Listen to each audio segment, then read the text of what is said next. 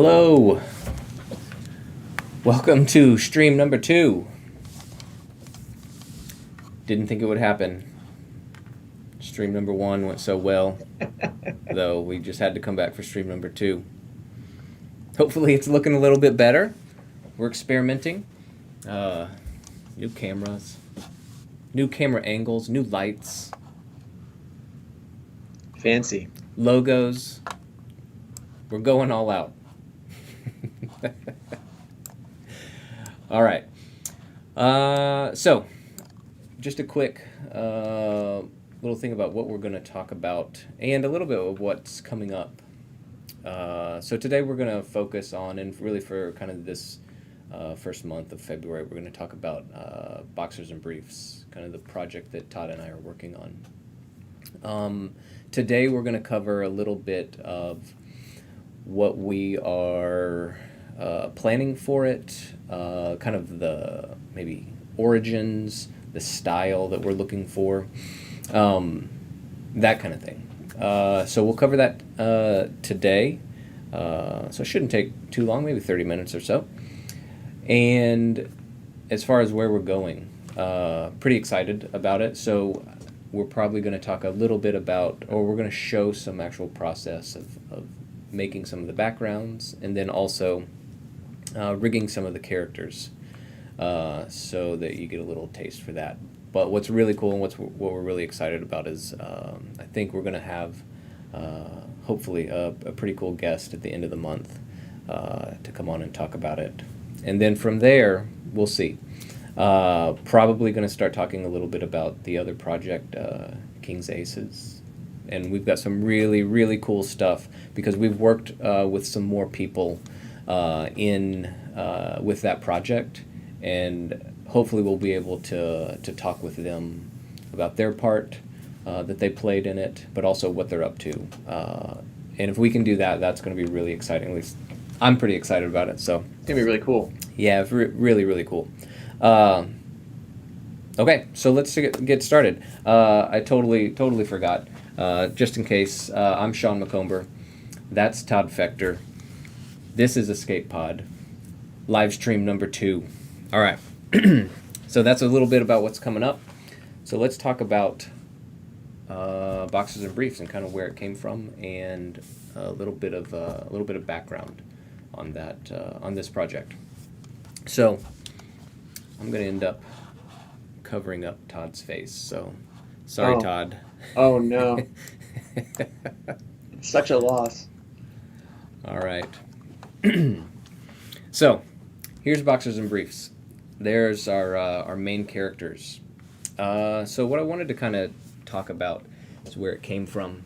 So this was years and years and years ago, sitting around a lunch table when I worked at Rhythm and Hughes as an animator. So that was, all the way back in, I don't know, 2008, 2009, somewhere around there. So it's been a long, long time.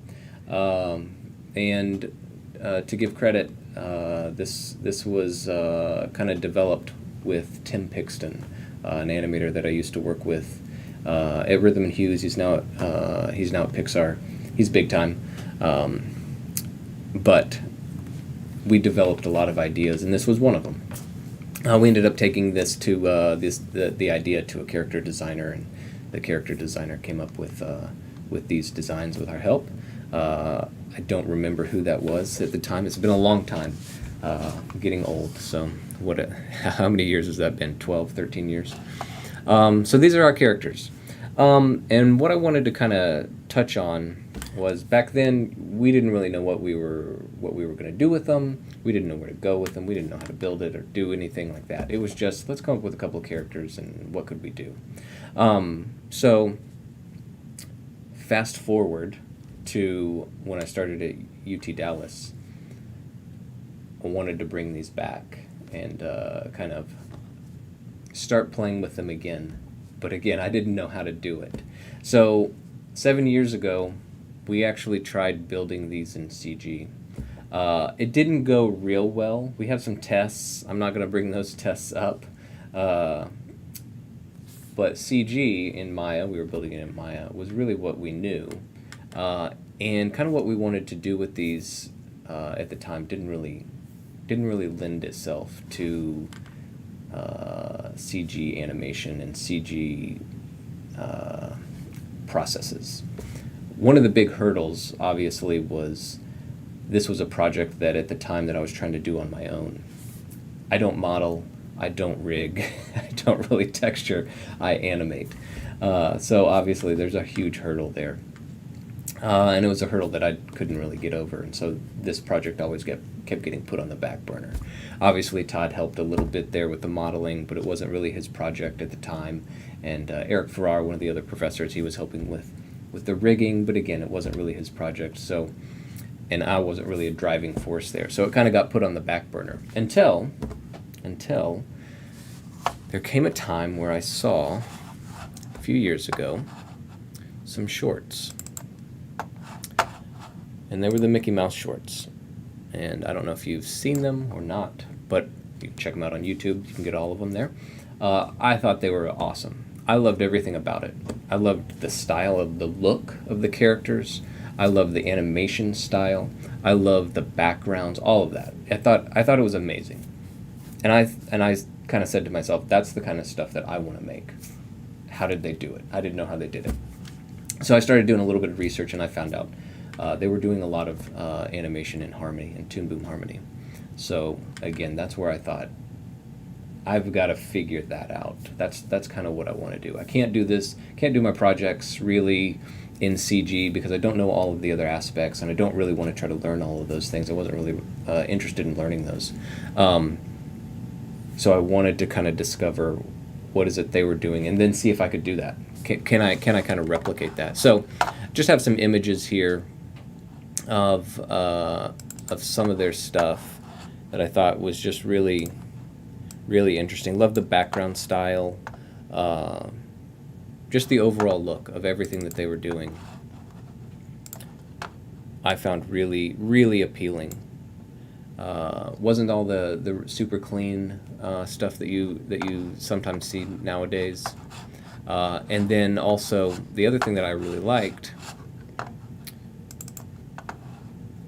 was that they're quick. The animation is fun. They're shorts, right?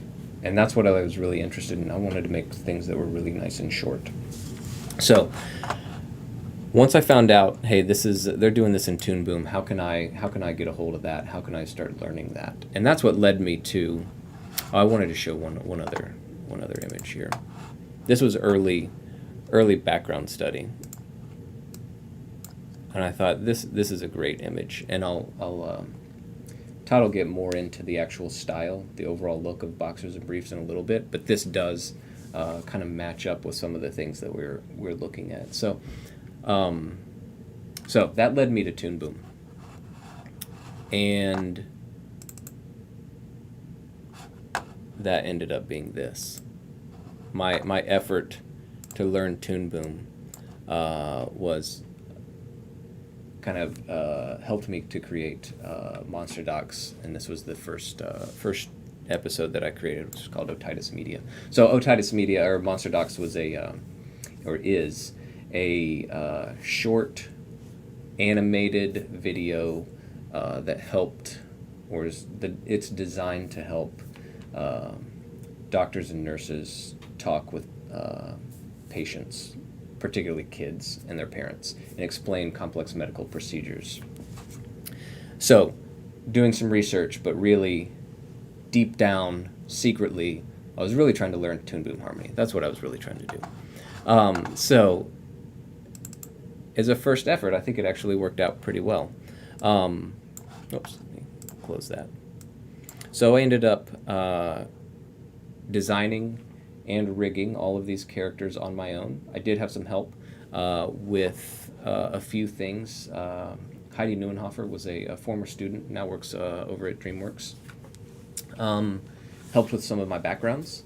And then Todd Fector also helped with some of the background elements, and then also some of the more complicated like transitions within After Effects that went on in here. Other than voice records and all the sound, I could create it all myself. Character design, rigging, and animation. And that's what I was looking for, right? I couldn't do it inside of Maya, but I could do it in here. And that's what I liked. It was something that I could also do relatively quickly. So these are just some images from that short. It's a lot of fun, fairly easy to learn and pick up. So again, these are just some shots from that. And so once I kind of created that, I felt like, I feel pretty confident with where I'm at for that. I'd like to create something a little bit more creative, something, or what could I create that was a little bit less, not necessarily research heavy, but more entertaining, more entertainment based. And that led us back to boxers and briefs. So this picture has been hanging up on my wall. If anybody's ever been in my office, it's been pinned to a bulletin board since I've had a bulletin board. So I don't know, 8 years or so. Just reminding me, staring me in the face, like do something with me. So now it's kind of come back up, and that's where we're going to kind of go over the next several months. So what is boxers and briefs? Kind of the idea that I've had for this is two characters who are overall really positive. Like I wanted a show. I didn't want a cynical show or anything like that, or a cynical short. They're nice. They're positive. They're also really dumb.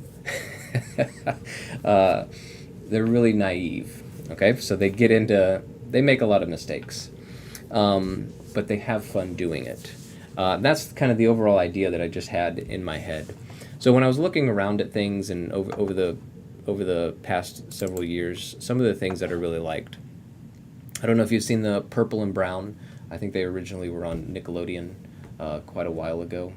You can watch them on YouTube now, but it's claymation, but it's just two characters doing dumb things in a void, basically. I think is really entertaining. The other thing that I like about it is they're really short. They're only about a minute long, and that's kind of where Todd and I want to go with this, with Boxers and Briefs. A minute long, 2 minutes max, but really probably looking more into that minute range, where one thing happens and then it's over, so that we can create a lot. That's one of the things that we've always talked about, in that we want to make something and be done. We don't want to make a 30-minute show generally. We don't want to make some long epic. Though I say that, and King's Aces is sort of that. But we're kind of picking at that. But we really wanted something short and quick that we could turn around fast and get things done. Makes us feel good, right? Because we get those things done. So kind of looking at that. And then more recently, I don't know if you've seen Acorns. Acorns is again a short created by Tonko House. You can see that on YouTube as well. But what I really liked about the Acorns videos, it's live action and CG, which obviously we're not doing. But what I liked overall was the overall feel. Like again, a really nice, positive feel to it. And that's what I kind of like. It's what I was kind of gravitating towards. So our characters are positive. They're a little bit different. The idea that I kind of have right now is for Boxers is kind of super laid back. You can kind of see his face right there. Super laid back, but really nice. The other one's a little bit more energetic, but also very positive. So my job over the next little while will be to rig these characters. So I've got we've already got the turnarounds built, and one of the challenges for us will be, what kind of animation do we want to put in these shorts? How complicated do we want it to be? Because based on that, we'll determine how I build the rig. In Toon Boom, you can create rigs that basically look 3D. You can turn all the way around and look almost seamless. You can create that, or you can make something that's kind of poppy, where it's from the front, from the side, and it kind of pops between those. So we'll have to do some explorations into the actual animation style, and then we can make judgments on how that rigging will take place. So we've got our turnarounds, we've got some expression sheets. Again, these were all created years and years ago. We've got turnarounds for Boxers, and we've got some expressions for him. Though I will say some of these expressions look a little bit more devious. He looks a little bit angry a lot of times. Now, it probably won't go all the way there with some of those, but it's nice to have. So that's where we're going. That's where I'm going. That's going to be my part, is creating these characters. There's a lot of challenges that I'm going to run into, because obviously the Monster Doc stuff was super clean. There wasn't a whole lot of texture that was going on within the overall character design, and these are a little bit different. Like, I'm confused or thinking about, maybe concerned, like you can see how they kind of have fur on their body. How am I going to do that within Toon Boom when you create Squash and Stretch? How's that going to look? So those are some of the things that I'll tackle over the next little bit. But we will be streaming me rigging probably in 2 weeks. So that'll be exciting for me.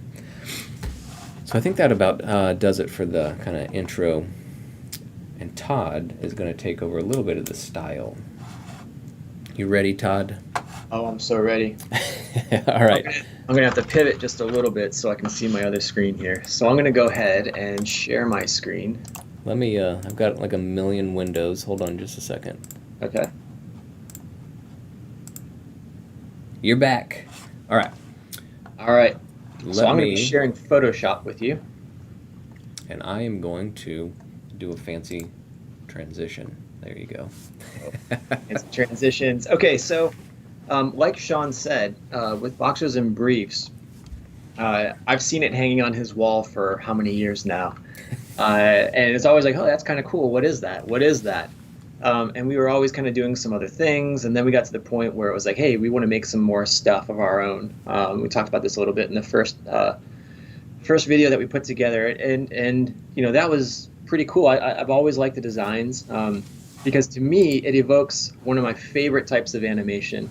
So when Sean and I first started talking about, okay, what can we do with this? My first inclination was to run towards UPA stylings, and one show in particular that I'll pull up here in a few minutes. So what I'm showing right now are some examples of UPA animation. And UPA is basically the United Productions of America.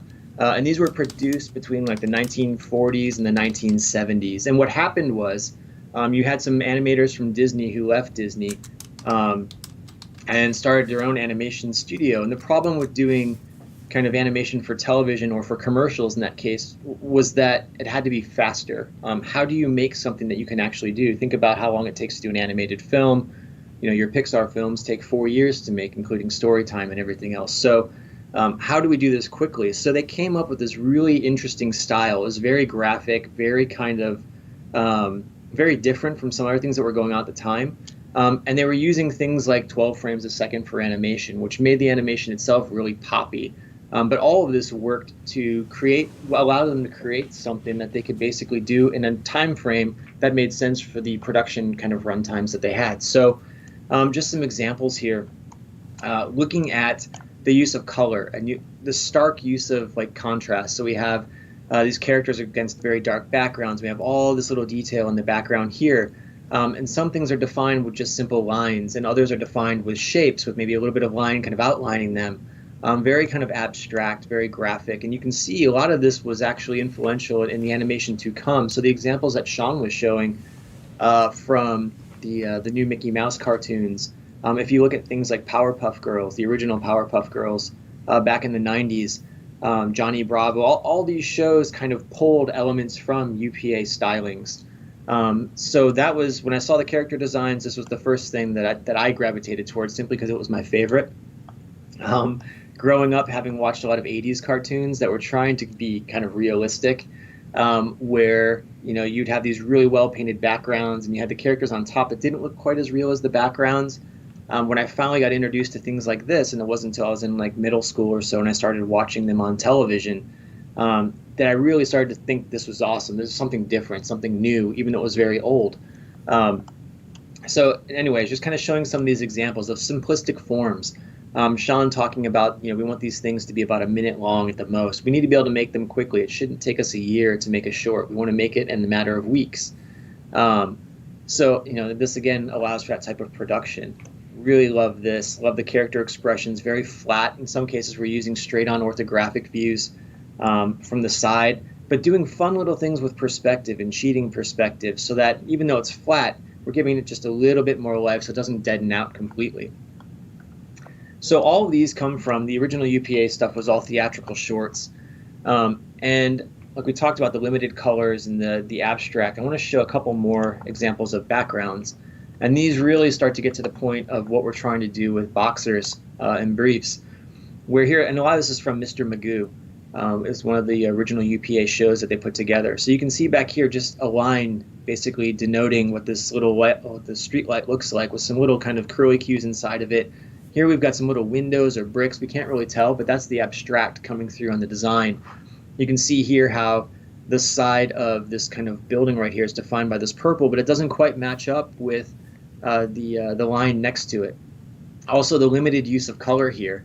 I'm going to actually draw on some of these. Let's see here. So we've got this purple here, and then we've got this stark line that cuts across that you can imagine is supposed to probably be coming from either this. My guess is that a character is probably going to turn and go into this door, so it highlights the door. It highlights where the characters are going without making it overly cluttered or visually confusing. Just a few more examples here of the perspective. So we're straight on here, and all of a sudden we've got this wall, and we've got these doors opening. But if you look at this, you've got these lines here that are kind of going askew of what they should be doing. Again, if you're trying to make something feel realistic, you would never want to do these things. I think one of the catches with this is that some people think that this is great because I don't need to know perspective. But if you actually look at the overall designs, they're really clearly thought out in terms of the general sense of perspective that you get from looking at these. And then what they're doing is kind of playing within those boundaries to make it feel a little bit more alive, to make it feel a little bit more skewed. Just kind of a rough, again, looking at this is amazing, like in terms of just the different angles that are there. And it all kind of feels right together. But you've got basically an orthographic front, and you've got perspective on this. Just very, very interesting ways to combine shape and line. And here's Mr. Magoo. So we talked about UPA just a little bit. This is my favorite kind of version of UPA animation, or taking influence from UPA animation. That's the Inspector. And the Inspector was an American production, and again, it was done probably in the mid to late 60s, so it has that feel about it. But if you look at some of these examples here, it's the same kind of thing we were just talking about, where you've got kind of gradations of color kind of splattered across parts of it, kind of highlighting some, almost kind of surreal in some spots, and then you've got these kind of really, really just graphic shapes representing the forms that are there. Really dark areas back here. We're not concerned about lighting, which is great, because if you're trying to make something quickly, having to paint something photorealistically accurate or having to have lighting sources, things like that, make it much more difficult to make it time efficient. It's not to say there's awesome artists who can do it. I would say that Sean and I are not those yet. So while we are very good at certain things, creating like these types of backgrounds or doing photorealistic paintings of backgrounds isn't really what our interests are right now, I would say. And it's also something that's probably a bit beyond what our scope is. So, using things like that to our advantage, or kind of what we can do to our advantage, being able to pull off this kind of style works really well, again, for the show. Something else I really like, and some of these are a little bit grainy in terms of the resolution, is when you look at these, the line is broken. So when you look at a lot of traditional animation, it feels very clean and very refined, and they've got tried to do as clean of an outline as they can, whereas this is almost kind of embracing the dirtiness of it, the quickness of it.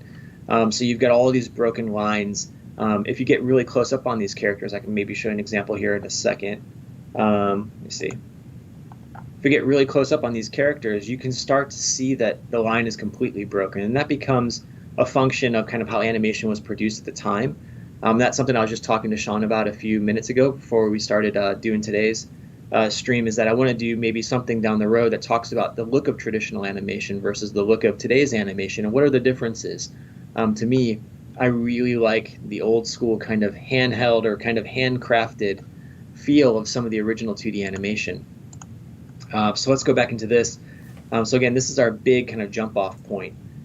So I showed some of these examples to Sean. I said I have the perfect show. I actually was able to find some of the shows, so I have those as well to show the video reference. It's got a really quirky soundtrack too, some awesome 60s music, which is great. And we started to do some tests. And I'm not going to go into kind of the full process of what we're playing with right now, but I do want to show some of what we're kind of working towards. So this was the very first, actually it wasn't the first iteration, but this is the first thing that I showed Sean in terms of, hey, here's how I think we can translate parts of what we're doing there to what we're trying to do here with Boxers and Briefs. And if we get a little bit closer to this, you can see all the line work back there is kind of broken. Nothing is quite, some things are kind of straight across, but it's all very much free-handed. It's all meant to be kind of artistic. You can see things are kind of overlapping. Stuff doesn't quite stay within the lines in some cases. And my guess is we'll play with this and push this even further as we go. But it's also using a really limited palette. And the idea behind this was that we've got Boxers here, who's kind of this yellowish orange color that pops. And then we've got Briefs, who's kind of this bluish color that pops. If we were to put him on top, Briefs on top of a blue background, he's automatically going to drop out and kind of merge in with what's going on. So what kind of color palettes can we actually use on our backgrounds, given the style that we're looking at, to pop these characters forward? So in this case, we're kind of cueing off of their underwear. So if you look at this, we've got Briefs here, who has kind of this green elastic waistband, and that's where I took some of the cues for some of these things. So it does kind of tie back in. So it's not quite as jarring because just the style kind of allows for it, but then we tie a little bit of this back into the character, and that won't always be the case. But those are the little things that we're trying to experiment with right now, is how do we make them feel a part of and then still stand out really clearly like some of the old animations. Also playing with things like splotching. How did they actually paint the original backgrounds? We have a friend of ours, Steve Lumley, worked on the Ren and Stimpy show way back when, and was able to show us some of the original backgrounds that were actually painted on, what would you say, Sean? They're like 4x5 cards. Yeah, like really, that. really small, little gouache paintings. Right, and the rationale behind that is it doesn't allow you to spend as much time, right? If you were doing a huge canvas, it would take you much longer, and you'd want to really get in there and put details, but you don't really have that allowance in animation, or at least you didn't back when, before digital. So trying to kind of simplify those things and give it the illusion in this case with this background of that it was probably created at a much smaller scale than what we're using it as. You can see that on the light as well, this light fixture, where we're using some of these lines that we saw early in the examples. Things are kind of outlined a little bit, kind of rounding. And you come down here and the lines don't quite all match up, but it contributes to that style overall. So this is kind of where we're going, trying to figure out what kind of brush streaks and things, because obviously we're going to work digital for all of this, but how do we recreate just the overall? And then moving forward, it's going to be, okay, well, this works maybe on this one image, but what happens when we do this or that? Or in some cases, excuse me, do we even need a background for certain things? Can we just use washes, things like that? So that's kind of where we're at right now in terms of the overall look. I can show you a couple other things that we've been playing with. One of the ideas that we have is that they get this scooter, and basically Boxers rides on the front of it, and then Briefs is kind of driving it with his little helmet on, which, I mean, he's already not that bright, I guess, so it probably wouldn't matter if he didn't have the helmet on. I think it looks funnier. So trying to find unique items. So when I went out, I was looking at scooters, because initially I was kind of pitching Sean the idea was, what if they had a scooter and they kind of drive around town, they're kind of putzing, right? It's just, you can hear it making that little put, put, put, put, put, put noise as they go, and even when they kind of crank back on it to try to go fast, it's kind of like Dumb and Dumber. It's like put, put, put, put, put. So I found this really interesting scooter image, and I found a few of them in terms of just this old kind of, again, 60s-ish scooter. It's got some really cool forms to it where the front kind of scoops out a little bit and then down. What would that look like in our world? So this is not final. This is not something that's necessarily going to show up at some point, but this was just a little test in terms of what would his transportation look like, and also how do we start to scale things to these characters. If you look at the scale of the characters themselves, Obviously, one is really stumpy and legs are really short. The other one has really long legs comparatively. Well, they're going to be doing things together. In this case, we're eventually going to want them to ride on something or to be kind of interacting somehow where it's going to be important about their leg length. So how do we build assets that will allow for that? And just kind of calling back to my production experience a little bit. When I was on Jimmy Neutron Boy Genius TV series, there were no designs for anything, which is what made it super fun to be a modeler on that show. Was you might get something from the storyboards that was kind of in vein of what the directors wanted, but we'd be able then to go off and run and come up with all different types of things. But it was based on those characters' proportions. And if you're not familiar with the Jimmy Neutron proportions, they have gigantic heads, gigantic hands, big feet, and then the rest of their bodies are kind of small and slender. So getting them to do simple things was rather difficult. So it's been kind of fun. It's almost like a throwback to that, trying to get this guy to maybe ride on a scooter. What does that even look like? Whereas my suggestion here was that, hey, we could throw him on the front and his feet are always kind of up. You can imagine his socks are kind of blowing backwards in the breeze with his nose and everything else. So anyways, an example of taking something and kind of trying to fit it into this developing visual style that we have for this world. Something else that we have are, in this case, I'm working on an idea that involves a bus. And what happens, again, when you take something that's realistic and convert it into these worlds. And there's lots of good examples out there, so anyone can go out and kind of search this stuff. But in the case of this bus, I found a really cool, again, kind of 60s inspired bus design here. And it had this sloped back window that I really liked. And the front was square and this was sloped back. But how do you show that in the type of 2D kind of very kind of simplistic style that we're going for? So this isn't just about the bus design in this case. It's trying to figure out, when you work on an animated show, you basically have a visual language that you're developing, and you'll have like a production Bible of sorts that shows the rules of, if this, then do this. If that, then it has to look like this. And that'll be put together by the art director, by the production designer. But in the case of this bus, what we're playing with is, what I don't want to do is just have a bus that looks like this. That's straight on from the side, right? And it's going to come in this way, and it's going to stop and park. It looks really boring, and it looks too simplistic. So again, going back to some of the examples that we had, I was looking at, can we have basically a flat bus and cheat a 3/4 front to it? So this line right there, the straight line, represents kind of everything from that point back is basically an orthographic. Everything from that point forward is basically a cheated 3/4 perspective. So moving forward with these types of designs, we may go in and kind of slope this down just a little bit more to cheat that.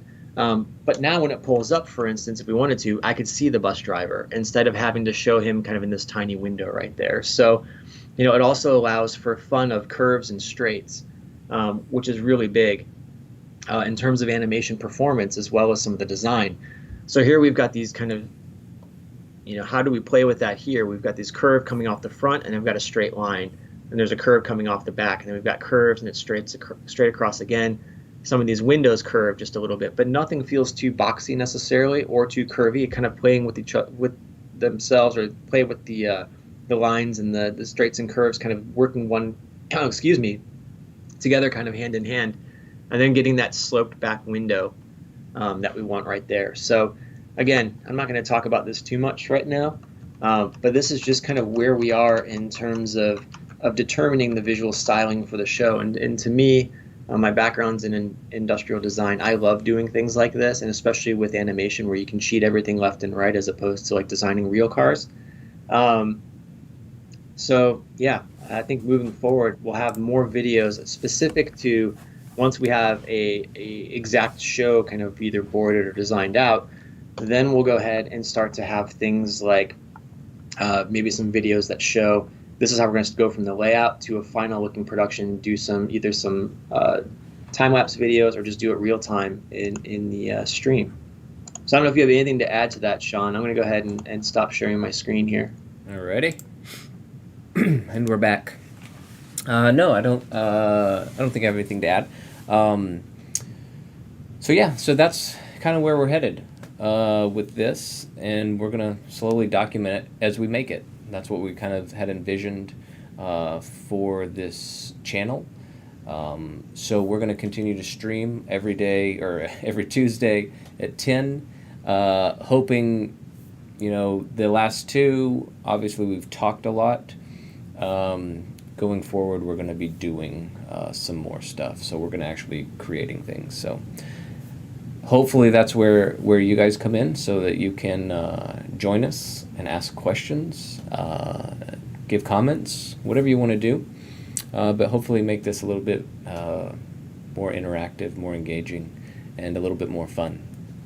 Not that it's not already fun. Oh, so But yeah, I think that's it for today. yeah, make sure if you haven't, subscribe and tell your friends if you like what you're seeing. Just kind of, the more people we have coming in with the more ideas, things that they want to see, kind of as we work through this process, the better it's going to turn out. So spread the word. Yeah, absolutely. We would love to, obviously we're kind of talking about what we're doing, but, as we go, if we can get feedback from you all, as in, like, I would love to see this, it would be really helpful if I saw that. That's something we would love to do. That's part of it. We're teachers. We'd love to help. So, anyways, I think that's it. Again, like Todd said, click the subscribe button or the like button if you're still here. Tell your friends, even if you didn't like it, tell your friends. Trick them to come and watch. It was so good. Yeah, it was so good. Make them feel your pain. Yeah, tell them to watch the whole thing, the whole way through, all however many minutes we've been going. All right, everyone. Until next week, we'll see you later. Bye, everyone.